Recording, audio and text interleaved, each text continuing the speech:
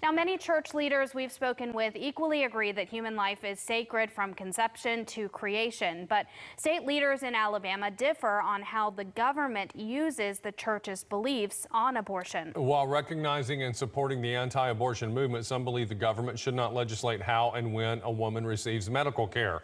News 19's Archie Snowden spoke with some of those spiritual leaders, joins us in studio with their reaction to the ruling. That's right, Greg. And for decades, abortion rights have deeply divided the religion in Alabama. One faith leader in Huntsville says that religious conversations started in the 19th century by a surgeon who single-handedly brought the American medical and spiritual establishment into a fight against abortion.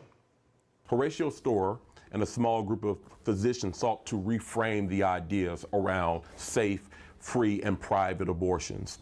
Their premise was largely predicated on the idea that America should be alarmed by the influx of immigrants and them giving birth to people who didn't look like the folks in charge. Faith leaders like the Reverend Dexter Strong of the Montesano United Methodist Church teach that the laws restricting abortion were passed by Horatio Storer's urging were largely in place until being overturned by Roe v. Wade in 1973. Christian bodies looking to ally with institutions of power to control a cultural agenda. Strong and other leaders of faith say conservative Christian justices who hold the balance of power at the Supreme Court have used religion to determine a woman's right to choose.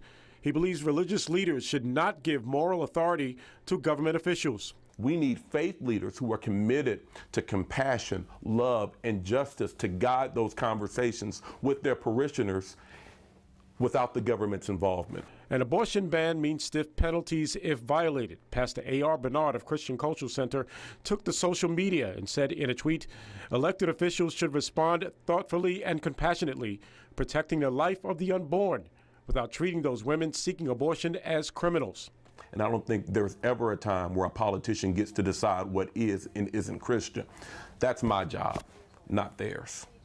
Jewish organizations respond to our request for interviews to this story by saying that the court's decision on Roe v. Wade leads to religious violations against Jewish women and their right for reproductive health.